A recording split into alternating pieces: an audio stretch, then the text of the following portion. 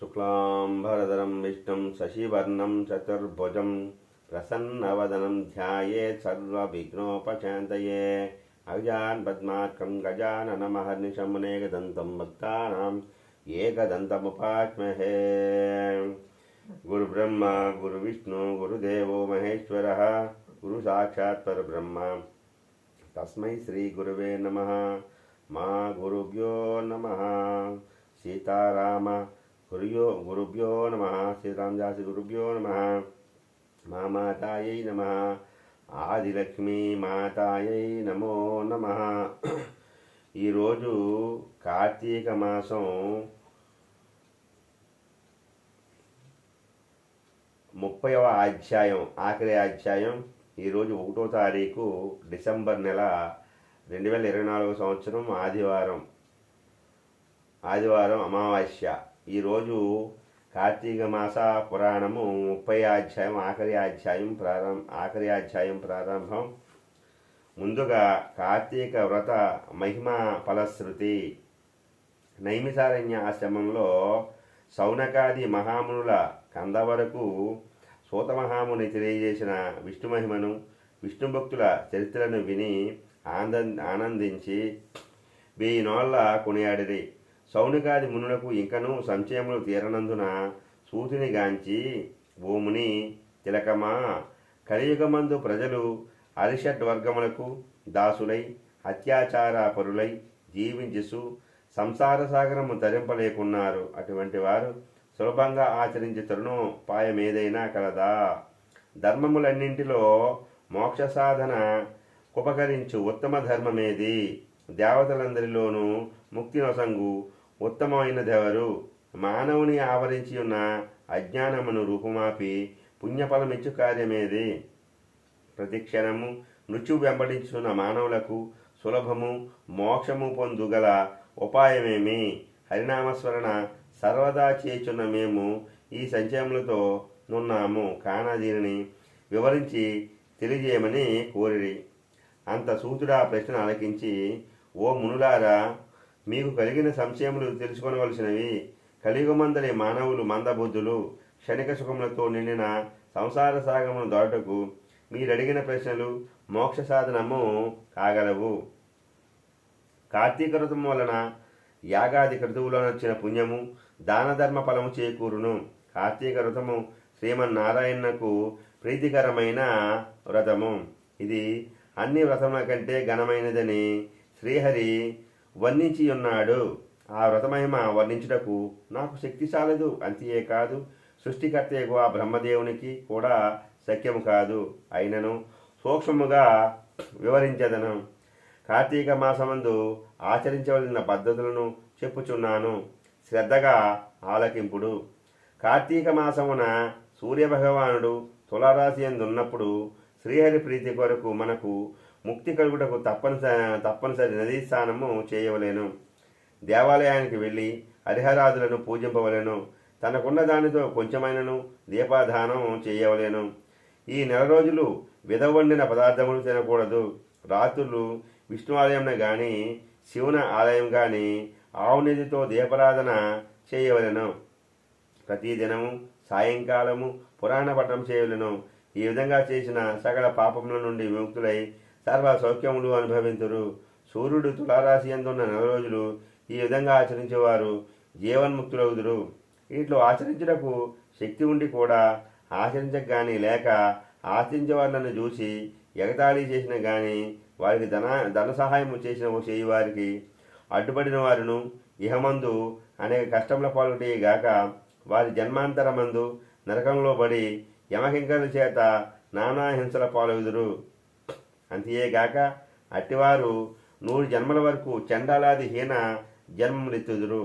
కార్తీక మాసంలో నదిలో గాని, గంగానదిలో గాని, అఖండ గౌతమీ నదిలో గాని స్నానమాచరించి ముందు చెప్పిన విధంగా నిష్ఠతో ఆచరించిన వారు ఇహమందు సర్వ సుఖములను అనుభవించుటయేగాక జన్మాంతరమున వైకుంఠవాసులవుదురు.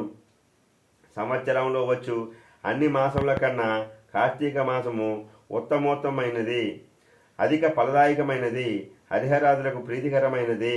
కనుక కార్తీక మాస వ్రతము వలన జన్మ జన్మల నుండి వారు అనుకున్న సకల పాపమును హరించి మరుజన్మ లేక వైకుంఠం అందగలరు. పుణ్యాత్ములకు మాత్రమే ఈ వ్రత మాచరించవలనని కోరిక పుట్టును. దుష్టులకు, దుర్మార్గులకు, పాపాత్ములకు కార్తీక మాసమన్నా కార్తీక వ్రతమన్నా యావగింపు అసహ్యం కలుగును.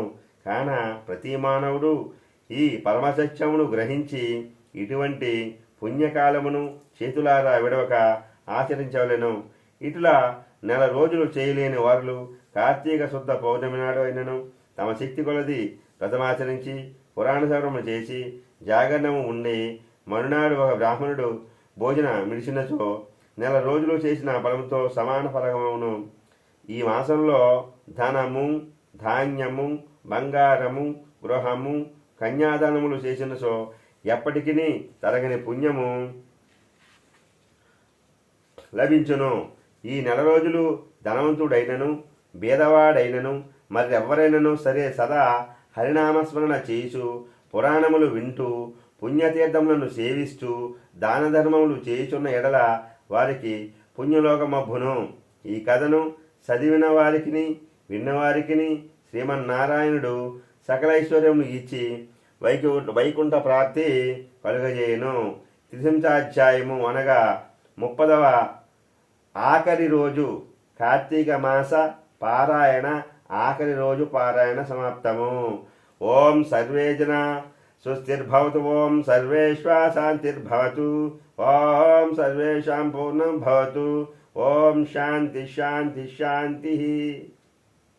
అనంతరం ఈ యొక్క పారాయణ ప్రకారం మేము చేస్తున్న ఈ యొక్క కార్తీక మాస వ్రత పారాయణ ప్రకారం పోలి స్వర్గమునకు వెళ్ళు కదా ప్రారంభిస్తూ ఉన్నాను. అనగనగా ఒక సాకలిది, దానికి 4 కొడుకులు కోడళ్ళు గలరు.